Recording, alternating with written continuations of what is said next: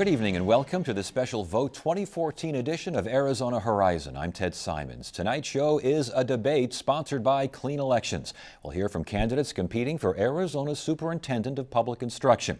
Now, as with all of Arizona Horizon's debates, this is not a formal exercise. It's an open exchange of ideas, an opportunity for give and take between candidates for one of the state's most important offices.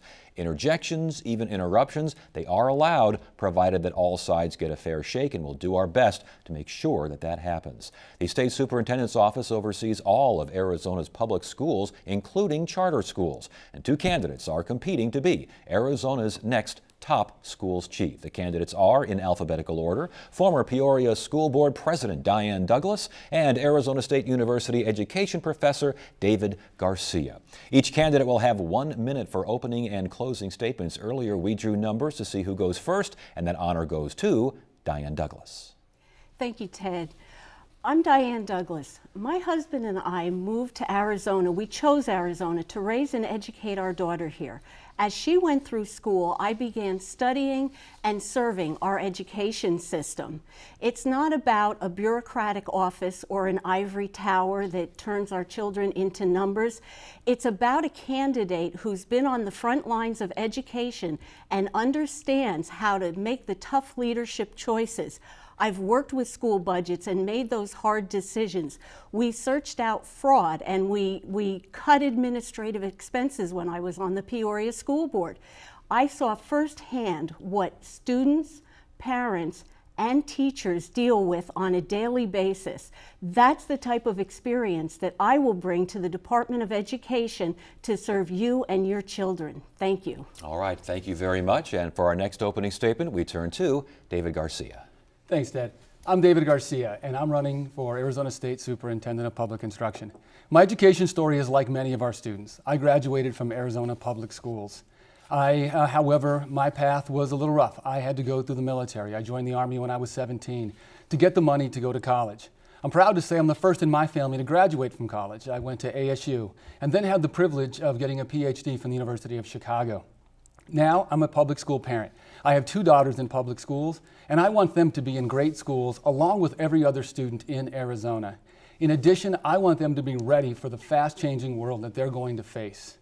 I'm also in a great position with the experience to lead. I was the associate superintendent for the state of Arizona. That means I was in the office next door. I'll be ready to go day one.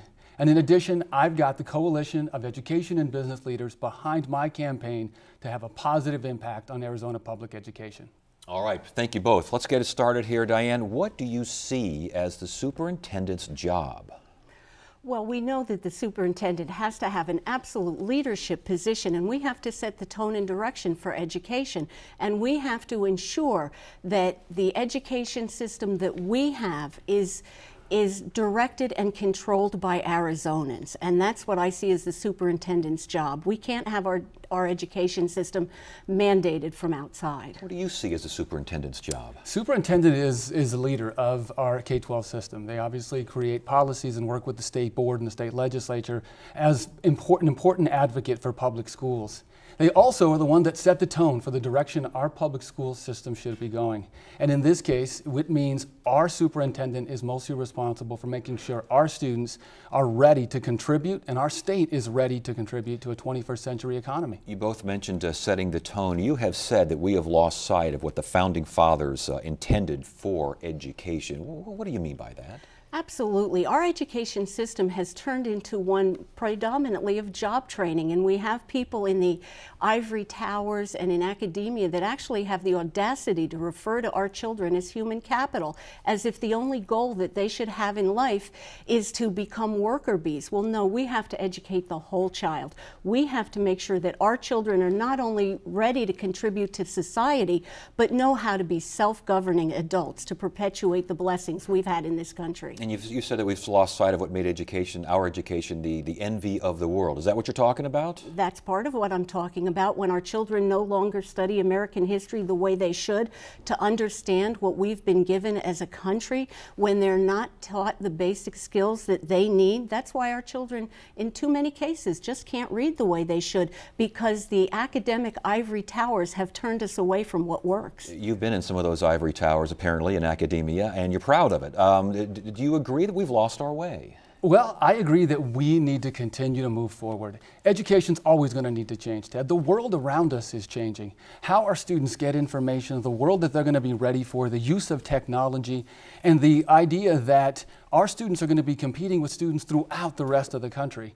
And we need to get them ready. If we're going to get them ready for life, we've got to get them ready for that type of competition and to be ready to contribute and do new things out in society. But have we lost sight of what our education system used to be? Was it the envy of the world and not anymore? Do you agree with that? Ted, everything's changing. If we go back, which is something my opponent has advocated for, we take a step backwards and the rest of the world passes us by. What education is about is moving forward, new ideas, new questions, better answers, and the opportunity for our students to go out and find new ways. That's what all of our discoveries are about, are asking new questions and getting new answers. Let's talk about Common Core. Now, this has been a staple of your campaign. You are against Common Core. Why?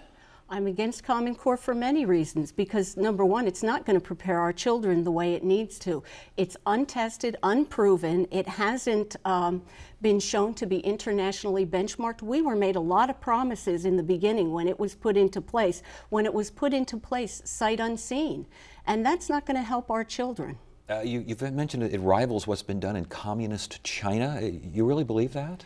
I was making the comment about data collection, and where they say Common Core is one issue, it's not. It encompasses all of education, and it has a massive data collection system included with it. The idea that Common Core is a top-down government control of our education system, you agree? Ted, if high academic standards were top-down, federally driven, akin to communist China, I would be against them as well.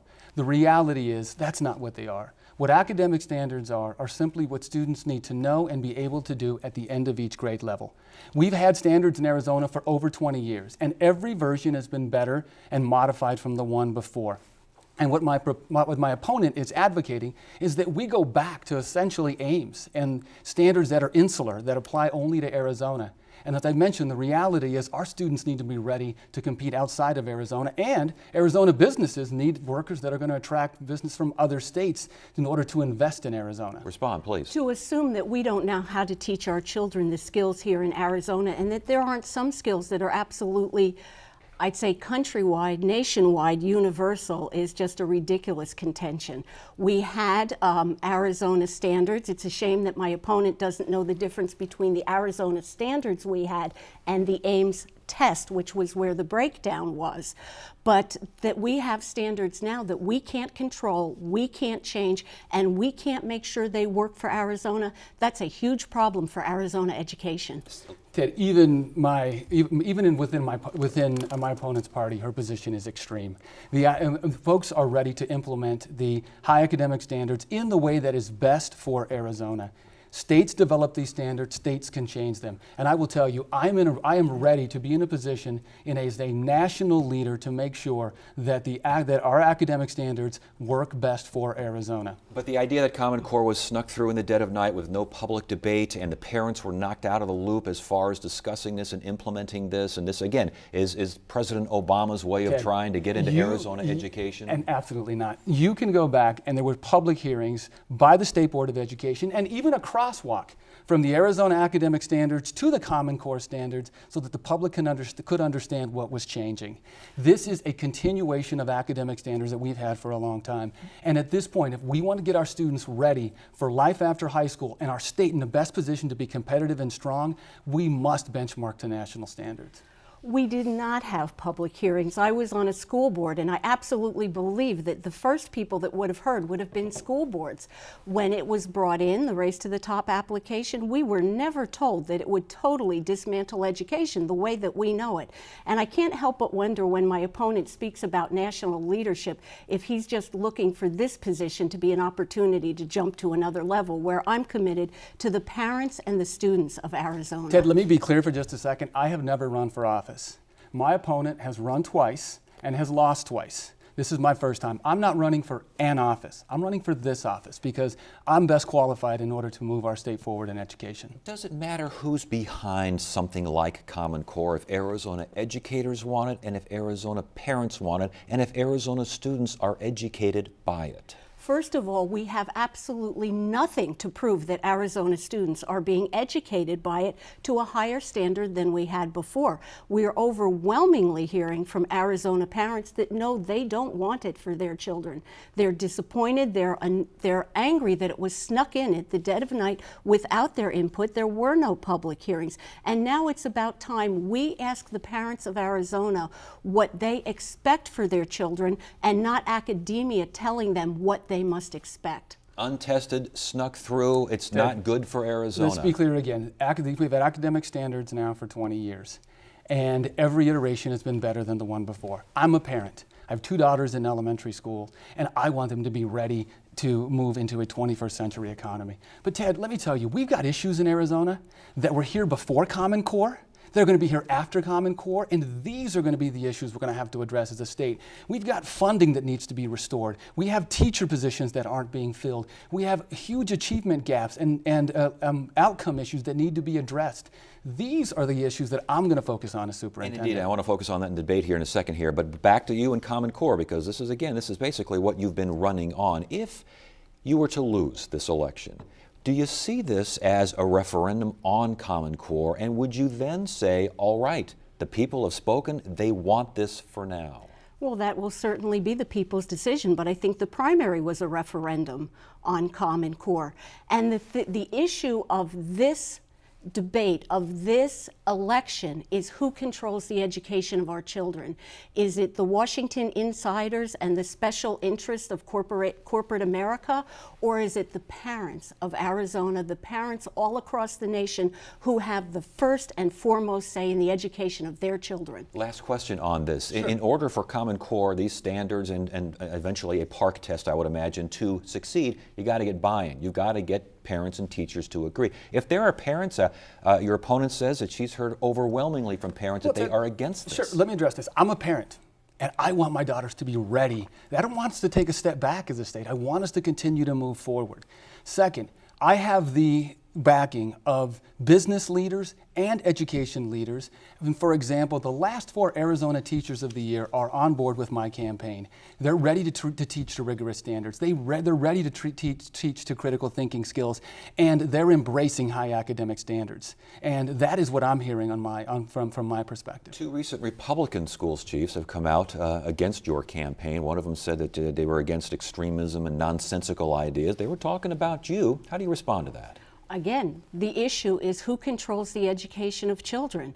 All due respect to one of those former education chiefs, she left the state in the middle of her term. So we need people who are here and who are committed to Arizona, and that's what I am. I am committed to Arizona families. Let's talk about school choice. Arizona is a school choice leader. I'm assuming both of you would like the idea for that to continue. If we're such a leader in school choice, why are we not a leader in academic achievement? We have to be, we are in many, many ways. One of the problems with things such as Common Core is they're one size fits all. And when you expect the same outcome for every single child, we're talking about precious human beings here, and we have to nurture their talents Ted, that can are we given. answer the question on school choice? Are you saying too much? Is the reason that the academic achievement is not there too much testing, too much what?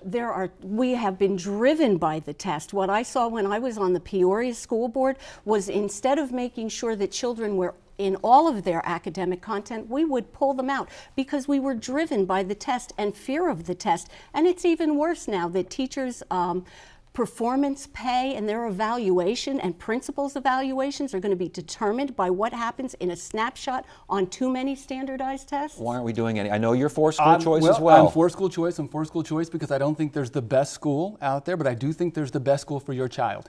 I have 2 children, 7 and 5. They're very different. Sometimes I think they have different parents. And I'm glad we have different options available for students to match their interest with the interest of the school. Now, on assessment, I have been clear with a plan on how to address and make education more relevant. We'll still have standards, we'll still have assessments. They just won't count for 96% of how we evaluate schools. And in its place, we're going to put in real-world indicators that matter, that get students ready for life after high school. And let me give you a few examples. Getting a career and technical education certificate, maybe AP credits, certification in a programming language, proficiency in multiple languages, world languages, maybe finishing a rigorous curriculum. Those are outcomes that would be fantastic to get our students ready for the world of tomorrow. And I guess if my opponent hadn't been hiding in academia, he'd realize all of these things have been going on in our schools in Arizona. We have a phenomenal JTED program. We're part of the West MEC program in the Peoria School District, and that has done wonderful things for our children. Here's the situation. It's not included in our evaluation system that my opponent mentioned. Yes, it's happening. Schools aren't getting credit for it, and I'd like that to happen. And speaking of hiding, my opponent, you know this is also an issue, has been hiding quite a bit to previous debates and other opportunities for the two of us to be together so that the public can see the difference between us. And this is a situation accusing me of hiding. I actually think my opponent's been hiding for the last few weeks. Response to that? I have absolutely not been hiding. We have been meeting and greeting voters all over the state. We've been doing interviews on radio and in print. But we're not here to talk about what my opponent would like my campaign schedule to be. I'm here to talk about education. Well, let's talk campaign schedules for just one second, Ted. The first week of October, there are 5 debates in 4 different counties. There's a Tea Party debate in Pinal County, a Valley Interfaith debate in Maricopa County. There's a University Women debate in Yavapai County, League of Women Voters in Tucson, and a Univision debate in Maricopa County. I have confirmed my attendance to every single one of those, and I'm asking my opponent to do the same. I am not, sir, allowing you to run my campaign schedule. I thank you very much for wanting to be my scheduler, but I have a very capable, wonderful woman doing that, and I'm here to talk about education. So I want to be clear that the answer is no. Okay.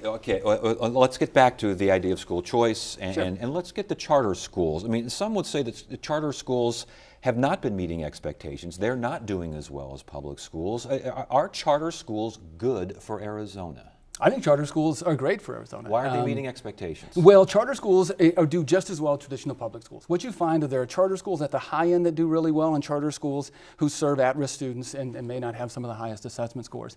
See, here's what's exciting about school choice in Arizona is charter schools have allowed schools to get smaller and more specialized. And it's something that I'd like to see our traditional public schools have the opportunity to do as well. What do you think? And that is something I have absolute experience in when I was on the Peoria School Board. We started growing our system from what was basically a one-size-fits-all system to offering magnet programs and special traditional programs so that parents could find the need that they wanted fulfilled within the system. But absolutely, parents have to be the driver of their children's education. Do you think for-profit charters are good for Arizona? I think that anybody who doesn't believe there is not a ton of profit in education, even in the public school system, is fooling themselves. Is that a yes or a no?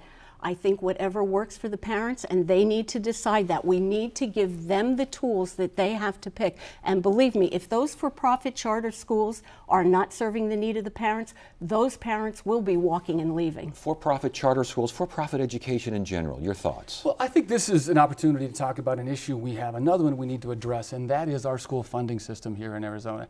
Ted, we've got 2 school funding systems, one for traditional public schools and one for charter schools. We need the opportunity and the leadership, and I've worked at the state legislature on budget issues to handle these types of issues.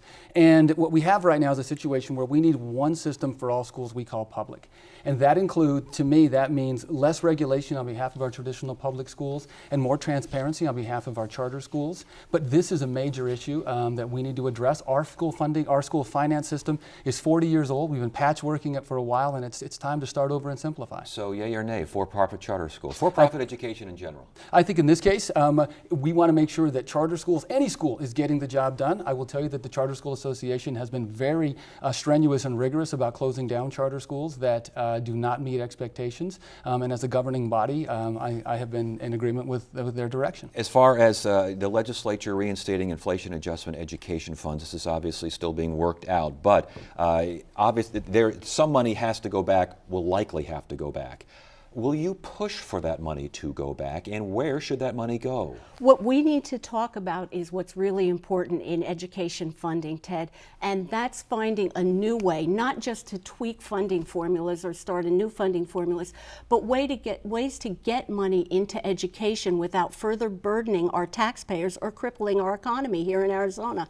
And one of the ways I propose to do that is by using our state land trust. It was set up for Arizona schools. It was intended intended to help fund the schools. But yet in 100 years, we've barely sold any of that land. We need to put that land to work so it creates new property taxes that go to our schools. So do you want the state to fight that inflation adjustment funding? Do you want the state to fight it, or do you want to, let's bring it on, let's use it?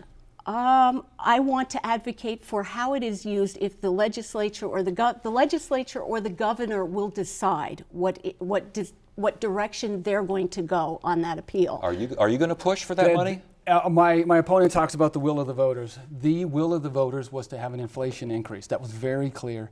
And I think it's a travesty that our voters had to sue their own leadership in order to bring that to fruition. We need an advocate at the State Department of Education. We need an advocate at the legislature for our public schools. It was the voters' will, and I think that money should get to schools and to classrooms. Tucson Unified School District Ethnic Studies program ended. Is that good for Arizona?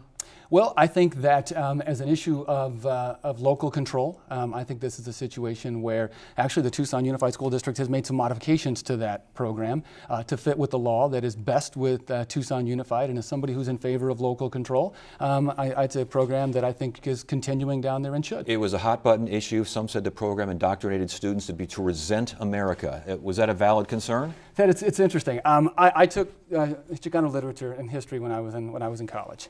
I also went to the University of Chicago and had lunch with Milton Friedman once. One does not make me a socialist and Marxist, and going to Chicago doesn't make me a free market economist. What it makes me is well educated. And we need those same kind of perspectives for all of our students. You talk about local control. Tucson wanted to have this system, this program in place, and the state said no. Was that a good decision by the state? The reason that the state said no is because it was a segregated system, and that's what we decided was not appropriate many, many years ago. In education, that we need to educate our children and work with them together so they can understand the issues that they're all facing. And that's not what was happening in Tucson, and I understand that it's back again. How was it a segregated system? Because Hispanic children were put into certain programs and other children were not allowed Ted, into those let's be very, programs. very clear. Hispanic children were not put into programs. What the program was is it's a class from the perspective of Mexican Americans in the United States. By the way, we have history from the perspective of many people in the United States, but the class was for every student. Any student could enroll in that class. There was no segregation. That's not why the law was changed. There was no that segregation. was not the facts. So you're saying segregation, you're saying no segregation. I'd not heard that, it. Which what my opponent said is that students that is why the law was changed, to ensure that programs would not be segregated. What my opponent said is that students were put into the program. That's simply not true. All right, academic improvement. How should we reward schools? How should we reward teachers in terms of just trying to get a better system out there, a better product, if you will? How do you do that?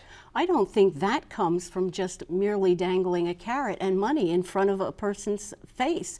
We need to make sure that we have content experts in our classroom, and we need to ensure that people come to teaching for the love of teaching, and that's because they want to share their passion and their love with students. And we're turning everything into an economic equation, and that's very sad to me. Do you think teachers are making enough money right now? I think we have to look at a compensation system that rewards or compensates is a better choice of word, Ted. Compensates our teachers not just for being in a classroom for so many years and for just having so many levels of education. We have to look at what they're really doing with our children. But that can't come from just a standardized test, because then we've seen that the results become Ted, merely a testing program. I agree. And again, we need to have standardized tests, but other indicators that get students ready for life after high school, CTE certificates, AP credits, proficiency in multiple languages, those need to be meaningfully included in our schools. They have to be driven by the student, though. It has to be the student's passion that wants that to go that direction. Now we're steering children in directions. Again, I'm not talking about now, and I'm not talking about going back. I'm talking about getting ready for the future. We can change this. We can make those options available so students can choose the one that that is best available for them. You may be a student that's ready for CTE classes and that interests you. That should be available to you. So should academic improvement be used to fund or compensate teachers and districts? I think that academic outcomes should, absolutely. And those outcomes should include standardized test scores as well as the other measures that I mentioned. And you say? And we've been doing that for years. We've been doing that with Prop 301, where we've been able to compensate teachers for outcomes and have them work as school teams. All right, the evaluation and accountability system, so we're basically saying tests can be used, and you're saying tests not a big... They need to be used very, very carefully. I'm sure when you were in school, when I was in school, we used standardized testing, but it was a small little tool that helped us see where our children were going. We weren't making it to serve the system rather than the children. Every time we talk about education, it seems to be more and more about the grown-ups every day, and our poor children keep getting lost. Last word. I don't think it's true at all. I think that what we're looking for is a system, and I'm not certain what classrooms my opponent have been in. I was just in a classroom on Friday, rich in literature, rich in activities, rich in conversation, getting students ready for life after high school with critical thinking skills. Teachers aren't just driven by the assessment. They're looking for much more than that. All right, each candidate will now give a 1-minute closing statement, and going in reverse of the opening remarks, we start with David Garcia. Thank you. Ted, I appreciate the opportunity. I am running, and I am running because I know that I can make a difference in Arizona. There's a clear choice. My opponent has made ending academic standards her singular issue and has lost the support of education and business leaders along the way. I also come into this position qualified, having worked at and ran a state agency and having worked with our education leaders. My opponent comes in having been part of a parent-led recall, and also somebody who does not have the experience to lead.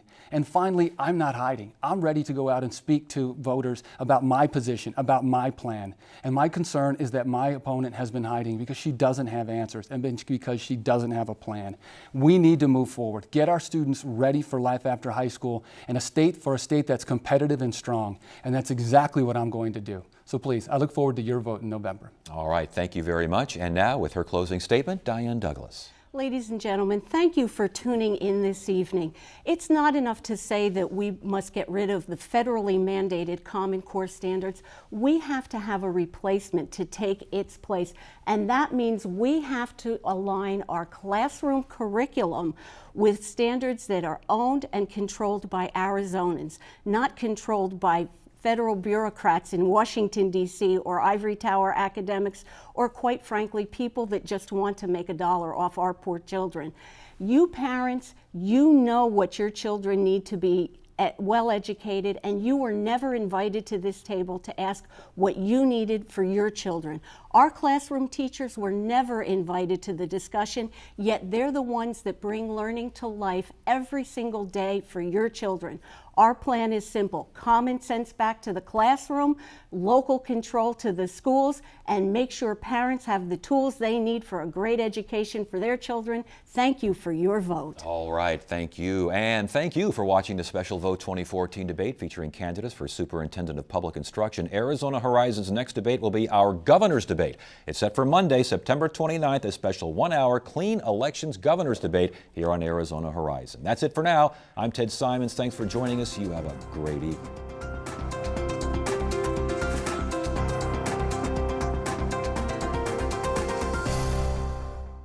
Arizona Horizon is made possible by contributions from the Friends of 8, members of your Arizona PBS station. Thank you.